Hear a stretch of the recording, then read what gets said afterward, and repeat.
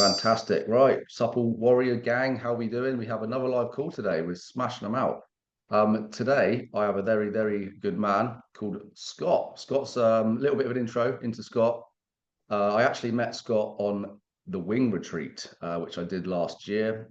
Scott is basically a knowledge transfer specialist. He's got a relentless passion for mastering and sharing his expertise in strength and conditioning. He was also a two times Britain's strongest man in the under 105 kilogram category. I could never ever get to that weight, so it rules me out.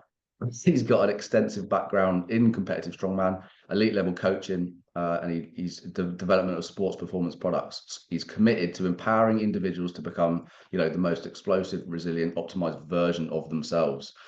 So loads and loads to learn from Scott. And today we're basically just going to be discussing. It's going to be quite a few parts to these discussions, but the first one is all going to be on mindset. So yeah, Scott, how are we doing, my friend? Yeah, I'm great, mate. It's a pleasure to be on and speaking to your audience and yeah, your guys. I'm looking forward to it. Awesome stuff.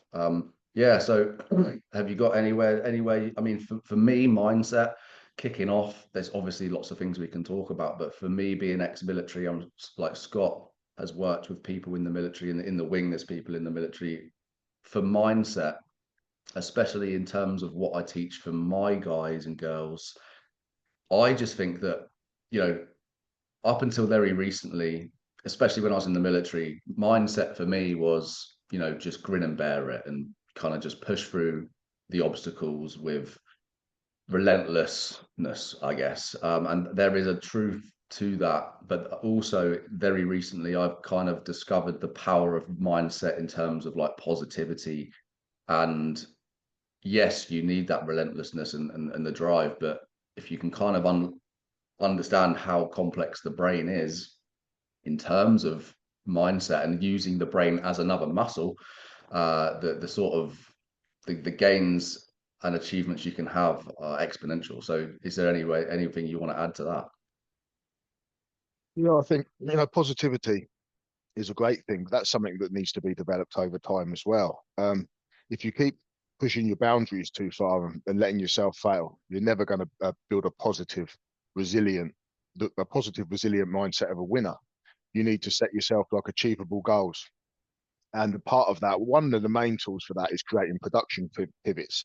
So if you know you've got to achieve a certain goal and you've got a clear plan, and that negative, like inner doubting voice, that devil on your shoulder comes in, you instantly act at that point and do something positive, do one of those tasks, work towards your goal. And what that works on in the end is it just becomes a habit. That thought comes in, and before you even know it, boom, oh, just completed two of my tasks for the day. I've done two things to move me forward and make me better. So I think when it comes to when you're trying to develop discipline, you're trying to develop the mindset of a high performer. That's one of the main tools you have to develop it in the first instance. Like you said, it's like grin and bear it, grin and bear it. Yes, obviously that comes into it, but you should never really be setting yourself goals that, looking at someone on the horizon who's an Olympic champion or a high level professional athlete and going, that's what I'm going to do. I'm going to follow their morning routine. It needs to be small, achievable, actionable tasks each day that gradually build up that mindset and that habit of getting your stuff done and winning every day. You don't need to complete every task every day, but it's important to have cumulative wins across a week, then a month, then a year. And if you win more days than you lose over a year, you've won the year, haven't you? And I promise you'll be better for that. It's not about 7 days a week sometimes. It's about look at the week. Right, 5 of the days I absolutely crushed it. Oh yeah, I had one bad day. Well, let's work on that. What happened there? What caused that? And then use production pivots, like I say, to instantly go like this problem came up. What could I have done there? I could have done this. Mm. It's And I just guess about habit that's forming. and it's so important. Like what I got from that is like writing things down and like having things to write down is and like not like yeah, definitely like journaling, but writing down your goals and like you say, trying to make them achievable so you're not setting yourself up for failure. I'm sure, when you were doing strongman competitions, when you first started getting into it, you wouldn't write like the hardest goals you can possibly achieve. You need to go step by step and build yourself up to it. No, that's it exactly. Obviously, I still like to put myself in a room where I'm not the stupidest person in the room, but I'm not the highest achiever. Not the strongest person in the room. Like back then, I definitely wasn't the strongest person in the room when I first started. Um, it's about putting yourself in environments and around people that are going to make you rise up. And I know people struggle with this. It's about upgrading your closest circle of friends. You know, the 5 people you spend the most time with. It doesn't mean completely cutting people out of your life, but it does mean you have to put yourself around people who you would want to emulate. Yourself around people that are going to hold you accountable, and put yourself around people that are going to make you improve and rise up every day. You know, when I first started strongman, um, I was very athletic and very explosive for my size and weight because I competed. I played in the academies as a kid. Pro football was in the Brighton Academy. And then I played semi-pro up to my mid-20s. But strength and conditioning had become a big part of my life from quite early on because I was born in '77, but I was an '80s child really. So as you can imagine, the action heroes were full of steroids and covered in baby oil, and everyone wanted to be like Van Damme and Schwarzenegger and you know, be emulate Rocky, Sylvester Stallone, Dolph Lundgren. It was the ultimate era for the uber action figure on within the film industry. So yeah, I suppose I was influenced by that a bit. So towards the end of my football career, um, I got paid playing, even it's up semi-pro, so part time up until my mid 20s. I tore a calf quite badly, but I was becoming very disillusioned with the drinking culture within football. You know, after training on the piss It twice was a week after the huge, wasn't it? games. That in the like mid 80s, 90s, like all the way up to sort of like Man, 2000, really, the drinking well, culture in look at English Gaza football. and yeah, look Yeah, at Gaza and people like that. You know, absolute like enigmas, and they drank themselves to like oblivion. yeah. And that's just what part of the culture was. So I got fed up with it. I'd been in the gym a while, and people said, "Look, there's a." I always used to watch Strongman, and I loved it. You know, who wouldn't want to be like one of these superhuman behemoths that's on the telly every Christmas between Christmas and New Year? It was like, wow. Like, look, I never thought I'd be doing it. And then they said, look, you're aware that there's a 105 class. You have to weigh in below 16 and a half stone. There's a group of guys that Ollie Thompson was rising through the ranks as the sort of new phenom within heavyweight strongman in the UK. So I went up to his dad's farm, trained with all the guys. I think 10 of us went when we went over there. I was the only one to go back, you know, and then gradually I got heavier and stronger over the next year or so. Did a couple of small competitions, and it was kind of evident I had a gift. I had a gift for it in that category. So yeah, it's about in yourself in a room with people that are going to make you better, that you can learn from. They can be digital mentors as well these days. You know, I've got a lot of digital mentors. I've had coaches myself online like Andy Frisella and Ed Milet, who hugely improved myself as a coach. Really, a lot of I owe them a lot to the man I am today and the coach I am. Yeah, and that's a really interesting topic actually, is finding a mentor. Like, doesn't matter where you are in life. There's always going to be someone you can learn from. And if you're like, there's so much to read, there's so many people to study, to find somebody that you think, right, I might be here, my mentor's here, but then that mentor is going to have someone up there, and it just basically continues to go up. So it's just like climbing up that ladder and taking it slow. One thing I wanted to ask you on the strongman sort of topic, just in case we veer off it, is there like a particular moment you can remember where, you know, when you were sort of really, really deep into competing or training or getting ready for the next event, where something that you'd used had really, really helped you in terms of mindset, whether that be like writing down a weekly plan, training as hard as you possibly could with other people? I'm sure there were situations where you were sort of in the gym thinking, oh my God, I might be out of my depth a little bit here. Was there anything you did that you can kind of remember to sort of overcome that? Yeah, definitely. It was making sure I planned my week. I knew that luckily enough, I got sponsored for food then, which was nice because I was eating 4 or 5 thousand calories a day you know, I don't put on weight very easily. I stay very lean even when I'm shoveling food in my face. So it was nice. A local butcher, a wholesale butcher supported me. When a supplements company back then, even though I've got kind of my own little spin off now that they sponsored me.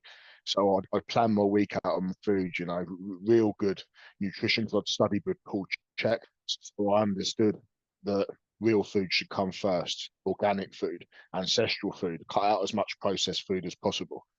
I'm not going to lie, for me to stay at that weight, um, I would have a fry up every day. But when I say fry up, I mean butcher's sausages, poached eggs, real bacon, mushrooms, stuff like that, you know. But that was on top of like a whole chicken, bacon, eggs for breakfast, and some Oh my very large steaks each day.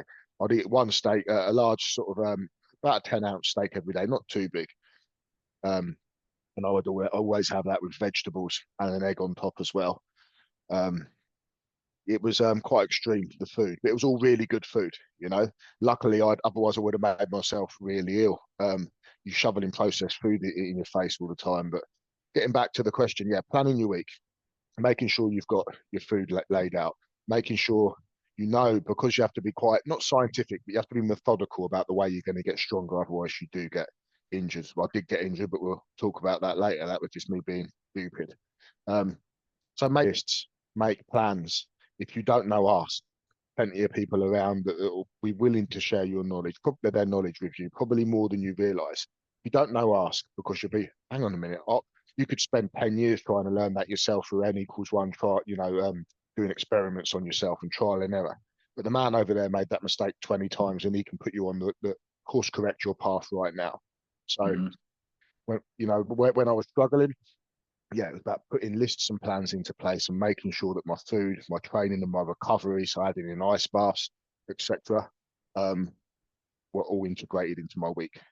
Yeah, and it's like the link between the mindset, what we're talking about, and the physical of what you're putting in your body, what you're doing to recover. Because I was actually listening to a podcast. It's the one I actually sent you. I'm not sure if you've listened to it, but it's all about America. Pally means one. Yeah, I've posted it Yeah. into my community as well. It's on Spotify, and it's all about these. She's an ex surgeon of, I think she was a specialist in ears or something. But how the kind of she talks about how the like American sort of medical profession has evolved into like the more minute and focused you are on a particular area of the body, the more specialist you are, and the more you get paid. And she was kind of saying, why is it like that when everything's linked? Like, there's so people have forgotten that like 99% of problems that human beings are dealing with these days, especially in America, is to do with what we're putting in our bodies and what we're doing in terms of what we're doing throughout the day, spending time behind screens, like all this sort of stuff. And she was saying, how can someone who's hyper focused on a tiny part of the ear or the wrist, like, and they're just like giving out prescriptions, how is that going to help somebody dealing with just tackling the root cause of the issue of what they're eating and what they're doing throughout the day? And it's so crazy how we're kind of digging our own graves in terms of the medical practice and stuff. And it just it's just it blows my mind how, like, if you're not sort of if you're doing everything right in terms of mindset, if you're doing everything right, learning about all the right things and thinking, oh, I'm going to plan out my goals and stuff like that. But then if you're just falling down with the food that you're eating and you're not aware of what's going in your body and you're not aware of what you're doing throughout the day, spending all your time on your screens, you are setting yourself up for failure. And that comes, it's a very beautiful circle. It all links. If you don't have everything in tune, you're just going to fail. Well, we went here early, didn't we? So, that you're right. Everything is holistic. And you do notice the difference when you're feeding your body with real live foods. Like like my great nan would have eaten, like our ancestors would have eaten, real food that's alive. What you're discussing there is inherently the path we've been led down by allopathic medicine, and it's a lot longer road than people realise. The Flexner report was the early 1900s, and that's when the medical industry got hijacked from there, and that's where allopathic medicine came from. They completely discarded and started to remove holistic medicine, looking at the whole. Every physician back there and doctor knew the whole body. They knew how Mm. it was linked. They knew how one thing affected the other. Like a lot of people aren't aware that a lot of our immune system and our mood comes from the gut. You've got the gut-brain axis with the vagal. There's even devices out there that kind of massage the vagal nerve and help with that. That's why monks chant. We're not aware of this. People going with severe depression, they don't ask, are you exercising? Are you getting sunlight? Are you getting hot and cold exposure? Are you breathing or meditating? What are you eating? You Mm. know, and depression and headaches and all sorts of things and chronic fatigue, which, I suffered with that for a bit because I went down the wrong path. It comes from a holistic approach. It's not cured with a pill. But the Yeah. problem is today they're within medical school, they specialize and they're taught to be marketing agents and basically facilitators for pharma. That they're not doctors anymore. That they're not like a medical practitioner, an MD that knows everything, Yeah. which they should do. You should know the body. They don't even get taught nutrition in school, Tom. I was None. just gonna say the it's like 80% of specialized doctors, in their sort of however many years they have to study in college or university, there's not one single lesson on nutrition, which is like how's that happened? How many of them are sick? A Yeah, lot. it's nuts. It's A lot of them crazy. aren't well. Obviously, you get the standouts, and there are some great guys out there that kind of are qualified in that way, but then they've gone down the righteous path and educated themselves correctly. But how did they do that? Through mentors. Like we said, studying with the people that still embrace the whole, embrace ancestral wisdom, embrace all the healing techniques. It was an interesting. Joe Rogan interviewed Mel Gibson the other day, and he said something Yes. very important. He doesn't believe there's. I believe this as well. I don't think there's one thing, one ailment, one thing we can catch, one illness we can have where there isn't a remedy in nature. There 100% is. You know, I think we're at a time now where people are much more open to these discussions. 10 years ago, although I knew everything I knew, I was still very much. It's a balance between the two. And I still think obviously science has made some amazing advances, and it's great at acute medicine. But when it comes to chronic illness, which is what 80% of the problems with people these days, Maybe it's more. as Yeah. good as a chocolate teapot. Pointless. It makes people sicker. It makes them sicker. How did we end up there? It's about the Yeah, whole. Hey, that's another discussion for another day. And like if I mean Scott knows a lot of stuff, and he's done a lot of research, and like it's if we bombard you the viewers with stuff that we know straight away, you kind of just be like, this is kind of it's just it's like giving someone too much information too it's a soon. 5 hour podcast, but we can take that back to mindset. So part of the thing about mindset is accepting you don't know everything, Hmm. accepting that you are always going to be a student and you need to learn something new every day. And like when you sort of at the beginning, you told everyone, I refer to myself as a knowledge transfer specialist, and I didn't make that up myself. It's something that military teams use because it means more than a coach. So from my perspective, this is just how I started to look at it. As a coach, I'm trying saying I'm an authority or I'm this and I'm that, and at the end of my journey, and I know everything already. And there's a lot of people out there that are like that. So rather than come across like that, all I can do is share everything I've learned up to this point in my life, and I'd rather do that in a deep way. Grow and expand your knowledge in from multiple different aspects. So you have holistic knowledge. Knowledge as a whole from multiple different angles about multiple different things, whether that be food, medicine, um, exercise physiology, how to get stronger, how to become more explosive, um, how to learn through repetition. I'd rather share it in that way. And I'm still on my path. I've got a lot to learn still. I learn something new every day, and that's what I'd like people here to know. Like, beware the man that says he knows everything or comes across as a guru. There are no Yeah, right. gurus. Well, Yeah, Paul Check might be a guru, but there's not many. There's not many. yeah. I totally agree. I'm always learning and always trying to learn as much as I possibly can from there's anyone you meet, they're gonna have something that they can teach you. And if you go into with that mindset, being like just a student until the day you die, you're gonna learn a lot. And it's like a massive thing that I think is important is being receptive to receive information, and just being humble. It's so important to be humble, and whether you know more than the person you're chatting to, listen to them first. And then, if you feel like you need to educate somebody or you feel like they're wrong, you don't just dismiss everything they're saying. You just kind of understand that these people have a belief in something. And if they don't have the same beliefs as you can try and teach them your ways, and then you can learn from each other. Everyone can learn from each other. Yeah, and I think that from that, give everything, give everything it's the curiosity it deserves, um, and then contemplate on it. Because how many times have you and I, and you'll be the same as me, you've been steadfast about an idea, and then 6 months later you're like, ah, shit, I was Mm, wrong about that. Or there's a nuance to it, and you're like, oh, look at it from this angle, and that's how we grow as people. And you said a key point there. So relate this to mindset. It's too many people are only care about the end goal. And it's I've got to get there. I've got to get there. I hate the process, but I've got to get there. No, you've got to embrace the process. Process is what you live through.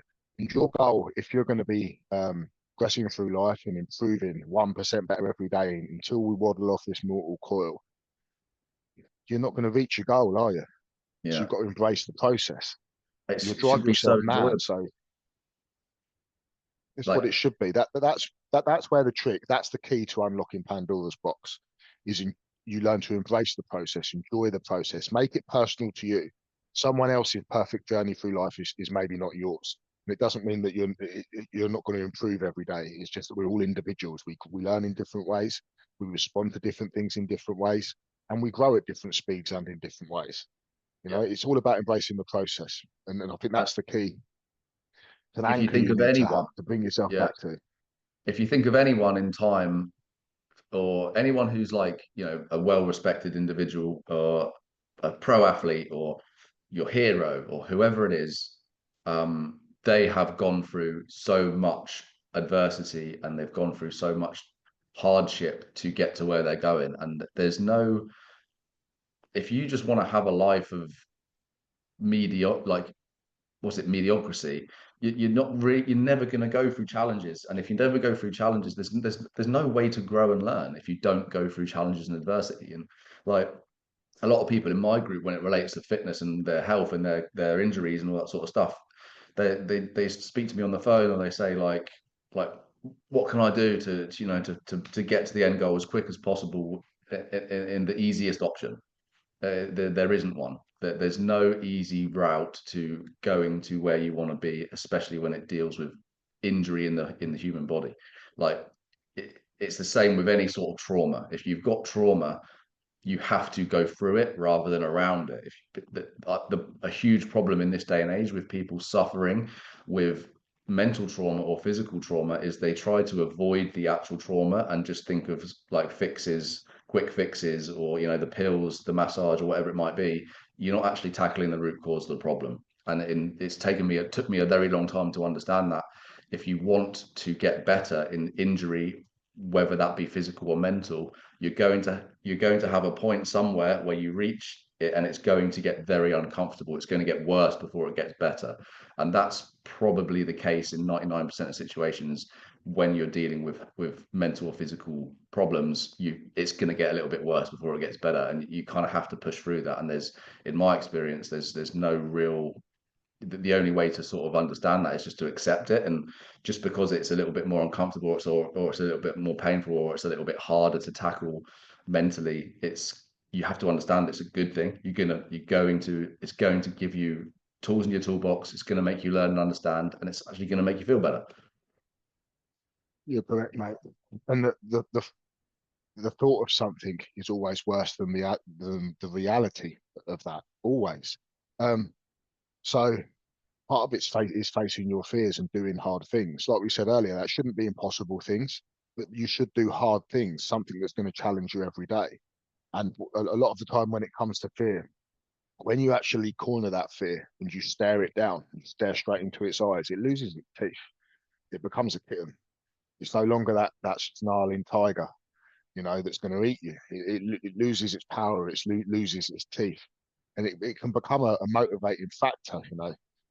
When you're scared of something and you face it, you feel truly alive, and that's how you achieve great things. Do you think I wasn't scared? Some of the people that I ended up good friends with in the beginning, I'm like, am I competing against this lot? Flying out to Norway to compete in Um, Europe's strongest man for 105 against all the top guys. Sven Carlsen's there, like all the guys from my weight class that I kind of thought, oh my God, they're like superheroes. And I'm going to compete with them. And I Yeah, ended up, that was my first big international competition, and I came fifth out of like 35 competitors, and that was in very early days, and that's kind of where I put myself on the map, and people started to invite me abroad after that. But I went there yeah, I terrified, didn't sleep a wink the night before, bet. and it was, you face those fears, and as soon as that first Rammstein song came on for the first event, bang, fears are gone. It's like, right, I'm here now. What am I going to do? Yeah, Just got to and crush yeah, it. that links to like it's why I'm such a huge like I go on about cold plunging all the time, and it might seem real stupid and insignificant, but I hate it. Like when I'm going about to get into that water, I'm thinking my belly's going. I'm like, oh, I feel a bit sick. Like there's Uh, nothing. There's everything in my brain is going. Don't get in that water. Like don't even get in there. And then once I'm out of it, I'm like, oh, thank God I did that. Like I feel insane, and I'm the same it's as you, mate. it's I'm the about the same as you compound with that. effect. Like tiny little things that may not really feel that difficult, but when you're doing it, once you've done it, if you do it every single day, me getting in the cold plunge most days is basically me telling myself that I'm doing something that I really, really don't want to do, and it makes other things that I don't want to do a little bit easier. And it links back to me being in the military. Why do you think people who are ex-military, when they come out of the military, they've done all these horrible things, they've been away, and they miss it. They get depressed because why it's a weird thing to think about. Why are they upset that they're not going into these war zones anymore? If they're not going doing these hard things anymore, they should be happy. The reason why is because we are built to do hard things. It's like life is painted these days as like get a nice house, don't do as much work, don't do anything, try and get as much money as you can and relax, yeah, and not do anything. That's a lie. That's not what life is. Life is supposed to be hard. It's supposed to be difficult. When I left the military, I met my wife, yeah, and she's super successful. So like when I met her, she was like, just come and you've been in the military for 6 years. Chill, like have a year off, like just don't do anything. And I was like, that sounds amazing. I've wanted to do that for ages. Like I've been in the military. I've been getting up early every day. I've been doing all this stuff. I was jumping out of the last job I had. I was jumping out of aircraft 3 or 4 times a day, and it was hard work. And then I basically ended up in Puerto Rico in this unbelievable place. Like everything was paid for. I was like, this is it. I've made it. And very soon, I wasn't as happy as I thought I'd be. And I was just like, this isn't what it's cracked up to be. What's going on? Like I should be really happy. I'm not. I'm waking up in the morning with nothing to do. I can go and get a lovely breakfast and like I wasn't putting myself in any difficult situations at all. And it was miserable, honestly. Like I wanted to say I was having the best time ever, but I wasn't. Like I was missing hardship, and that is humans are meant to have hardship, and so that's what, like, even if you are whatever situation you're in, if you're the richest person in the world, you have to find something difficult to do and something to challenge you. And once you haven't got those challenges anymore, it's like it's not that there's not a very long shelf life to it. It's not, and you hit something on the head. Then it's you transitioning out of the military. Mm. You lost two things: your purpose and your tribe. Yeah, You know, and tribe is massive. Well, we don't talk about it enough. So that's community. Um, Doing hard, courageous things in the support of a cause that's greater than yourself. So for the betterment of your community, your tribe is very important. When you came out the military, and we know this is so now, you've got to get a new mission. You've got to give yourself a purpose. The worst thing you could have done was just, some people deal with it, but most people don't. You'd lost your tribe, you'd lost your purpose, you'd lost the comfort blanket around you. You'd lost those people testing you every day. And we've not got that in the modern world. We don't need to go out and hunt uh, and survive and work hard just to live every day. So you need to give yourself a purpose. That has to, and that's very important for mental health, especially for guys transitioning out of a post-team structure like the military, and also doing hard things that are courageous, hard things, especially in the support of a bigger cause that's bigger than yourself. So living a life of service. If you live a life of service, you're never going to be depressed No. because And you're serving other what people. yeah, what calls to me like now is I've got my tribe. I'm helping people. That's what makes me the most happy, is when I help other people get out of pain and tightness. That's and like when I coach people is when I'm at my happiest. And with all the things going on in the world right now, with uh, like the LA fires, it's huge here. There's been loads of crazy shit going on. One of my friends is a big advocate for this. They're called the Aerial Recovery Group, and they employ ex-military to go and help in natural disasters and all that sort of thing. And that calls to me massively, just going out and helping people, like helping people who are less fortunate, helping animals that are, people, all these stray animals now from the fires that haven't got homes. And like if I could had the capacity to go and do that, then that would be when I'm where I'm happiest. And that's a goal of mine, is keep the supple tribe going and keep helping people. But then the more it grows, the more opportunity that I will have. Like people just kind of work for money, I guess. But like for me, the more money I have, the more I can pour into the group and make it better and do retreats and help people in person, all that sort of stuff. But I can also go out and use that money to that, so I can fly. If I had unlimited amounts of resources, I could just fly to LA, get an Airbnb or whatever, or stay wherever, and help other people, go and help with the fires and stuff like that. And that's a goal of mine, is to be able to get to that sort of financial freedom where I can just go and put in everything I've got to help others, because that's going to make me a better person. It's going to help other people. It's going to positively contribute. If you're like everything, this is what I believe, right? Everyone is just an energy. Everyone's an energy source. Everyone has their own aura. And if you can just give off positive energy and positive vibes and positive frequency, you're going to get it back. It's like it's like the manifestation thing. If you're just walking around and you're not the best in yourself, you don't feel great, you're giving off this negative energy, you don't really understand what your purpose is, or you're not doing anything to positively contribute, then everything else that's going to come back to you is going to be the same thing. You're just going to attract negativity. No, and is it Joseph Campbell's The Hero's Journey? So roughly, it's everyone needs um, a battle to fight, a dragon to slay, and a maiden to rescue. That it's the hero's journey for men, and we've lost that these days. The way we work and live has changed. What you're talking about there is what I went back to, is being of service, isn't it? Hmm, exactly. A lot of these multi-millionaires that get depressed, just be of service. Find something you can truly be of service. That doesn't mean giving money. You could start and fund something that you're deeply involved with at a personal level that serves people, and then you'll slowly find that your purpose comes back. You have a reason to live.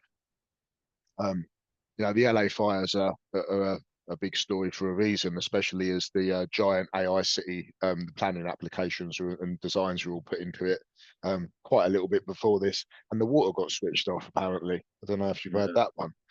There's a lot Warned. of stuff that I've been reading into, yeah, and it's very, very Yeah, mind blowing. they were warned about this for years. The fire teams, Joe Rogan mentioned that as well. They said, look, if this starts, we can't stop it. The wind's blowing in the right direction, and this kicks off. LA's gone, and I don't know if I'm correct, but from what I've seen, LA's gone.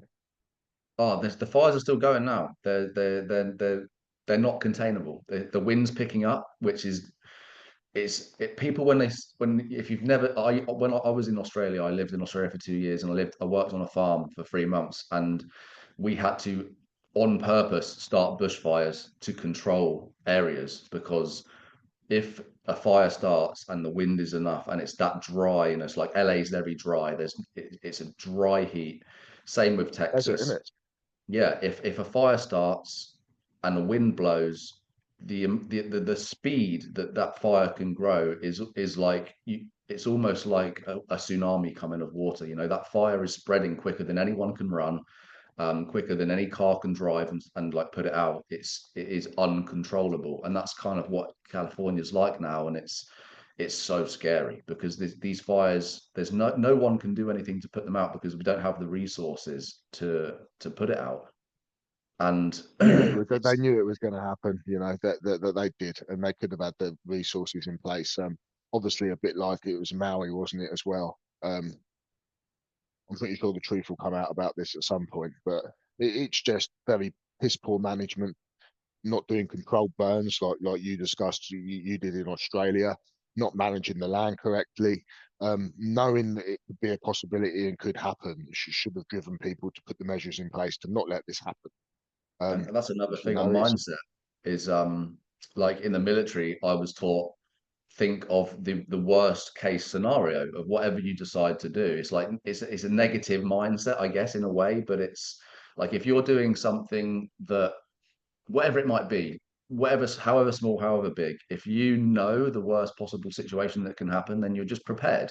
And that's what it is being prepared for the worst case scenario. Like, and it's a very useful tool to have. You don't have to think about it all the time, but if you're just practicing positivity all the time, which is important, but then also thinking, hang on, if I do this, what's the worst thing that can happen? Like if I have control measures there, not knowledge is power. You know, if I understand the situation as much as possible to understand the worst thing that can happen, you're kind of setting yourself up to not you're yeah, avoiding as much as possible the worst thing. you are. You've touched on something important. Then, as you know, um, I've studied Stoicism for a while. I'm by no means an expert, but I enjoy it because it does make you think, ponder, and contemplate things. But more recently, and they're very similar when you boil them down to their essence, that they share the same message. So Bushido, the way of the warrior, the samurai code. There's a saying, you should die 1,000 deaths in 1,000 battles in 1,000 ways. And that backs up what you've just said. If you've died 1,000 deaths in 1,000 battles in 1,000 ways in your head, you've got nothing to fear anymore. And that's what the samurai did before they went into battle. They were resolute, strong, and dedicated to their task because they'd already, it's called fear setting. Mm. So, you know, plan for the worst, but hope for the best. And that kind of all rolls into one. You can't Yeah, roll through life as a aimless optimist with no real purpose, you know, like just being overly optimistic all the time. You should be optimistic and driven, but you should absolutely know what the best case scenario is. And you should have a secondary and tertiary plan to counter that worst case scenario. And it's like I said, 1,000 deaths in 1,000 battles in 1,000 ways, fear setting. If I could give you one gift other than a 20-minute walk, because that is a massive gift if you're struggling, just get out for a 20-minute walk, get sun on your face. It would be embrace that, embrace fear setting. So remember that phrase and then take that on and look into it. You know, look at those worst case scenarios, imagine what they could be. And they lose their teeth then. Like I said before, it's when you face fear, it loses its teeth. And you will probably then succeed in most things you do because you'll come out somewhere in the middle, won't you? yeah, and it's so important. It's like we'll sort of start coming to a close. The things that I want people to take away from this, I'll give people maybe a couple of exercises or goals to do. But the last thing I want to cover is the reason why I think I was able to jump out of aircraft, do things that were really, really hard that I could. When I look at videos now of people jumping out of planes, I get really nervous. I'm like, oh, I can't believe I did that. Like, my tummy goes, and it's because I haven't done it in a long time. Like, but the reason as to why you can do it is because, like we just discussed, you have the knowledge in place. You understand how all the equipment works. You're taught safety drills. You're put through mock scenarios before you do the real things on the ground over and over and over again. You're basically taught exactly what you need to do. So when you have that knowledge of your safety drills, what to happen in case of an emergency, you know exactly what to do. That reassures you that if it is something is to go wrong, then you have the knowledge in place to sort that situation. And I actually had a malfunction on one of my jumps. My parachute didn't open properly.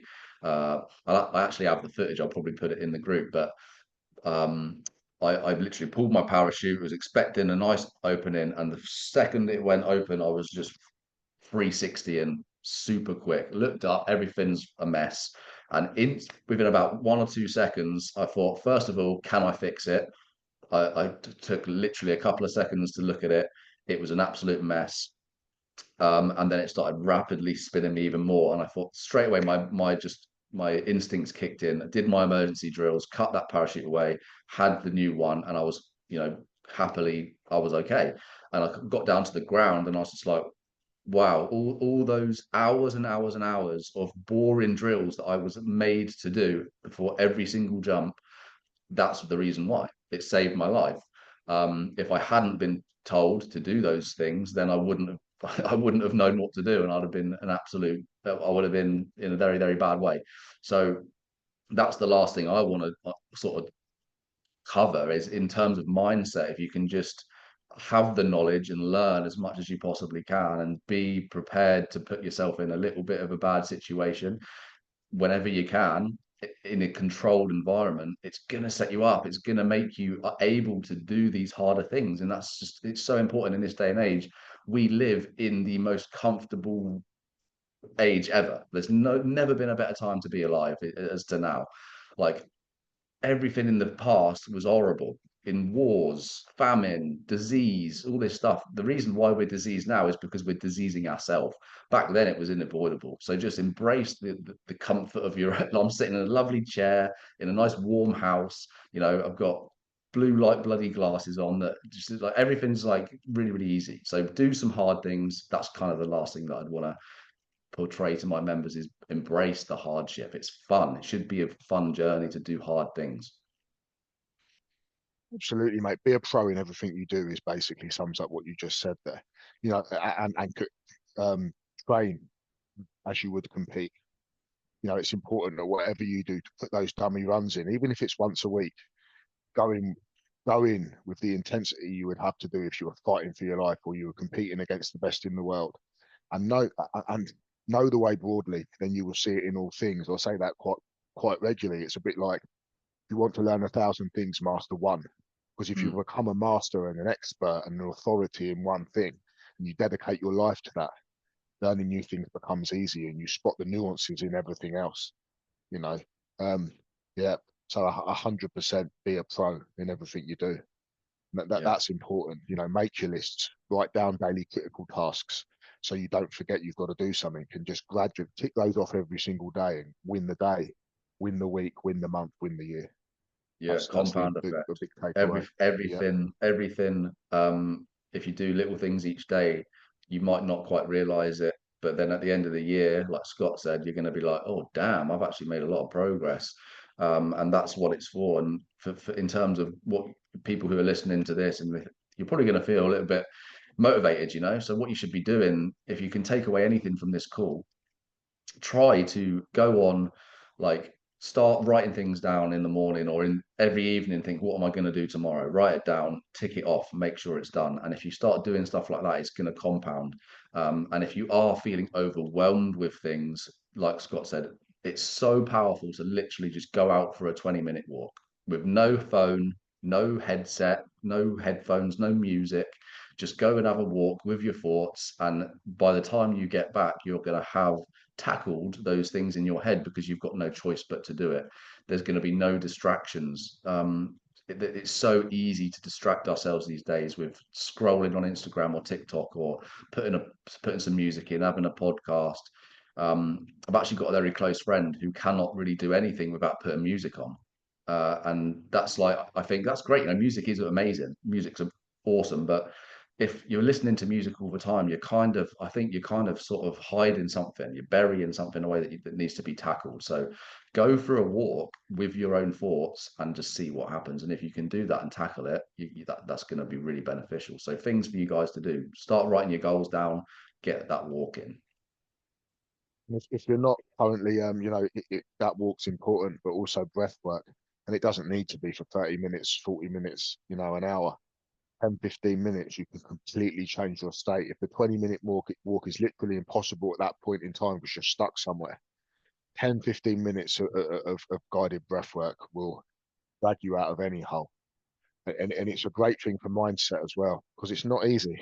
No, Doing a hard breath work session, especially if you're doing like a complete state change in 15 minutes, not an easy ride, but no. at the end of it, you're like, wow, like that was literally like taking a drug. it completely changes your state. So if you combine those tools, you've got your 20-minute walks with no devices, and you've got short breathwork sessions until you become comfortable. You can always fit in 10, 15 minutes and then extend those out and experiment with longer ones. So those two things, and if you're adding cold to that as well, like Tom said, you'll be a savage and you'll completely change your lives. Yeah, that's Great amazing. conversation, mate. I enjoyed that. Yeah, that was awesome. We'll end it there. Everyone, just once you've watched it, let me know what in the community. And before I go, actually, Scott, if you want to I'll once this is in my community in the info box below, I'll like put your details and stuff. So if you want to just have say a little bit of a spiel as to what you offer in terms of, you know, people if they're interested in you, if you want to just sort of give a little information there, then Yeah, that's I mean, wonderful. just recently I've turned the switch on Project Warrior, which is a 16-week program which encompasses movement, mindset, and nutrition. So the three pillars. Um, the website is quite easy. It's scottreid.com. And there's a contact page on there. You can contact me through there if you'd like to discuss anything or just want to reach out. All of my social medias are Scott Reid 105, my weight class.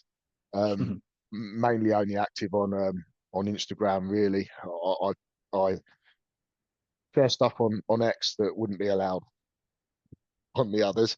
And stuff just gets copied to Facebook. I don't really check it. So if you want to get hold of me through socials, it's Scott Reid 105. And my website is scottreid.com. If you want to get where my mindset is with sport supplementation, that's focusperformance.co.uk, which they're there. It's all very well thought out, very well balanced sports nutrition. No artificial sweeteners. Everything's just stevia, and it is what it is. Grass fed way. You know, no hormones, no antibiotics. I like to do things properly, but yeah, reach out if you want to chat. I'm always happy to help. And if you're Awesome. interested in something separate to what Tom does, because obviously Tom's mobility, I wouldn't even try and compete because I even use it. But if you want to transform your life and become a warrior poet, go to scottreid.com and just have a little bit more of a read about myself and what the Project Warrior program is. Awesome. Yeah, and the links will be in the bottom of this on the school group, guys. So thank you so much for tuning in, and we'll see you on the next one. Have a great week.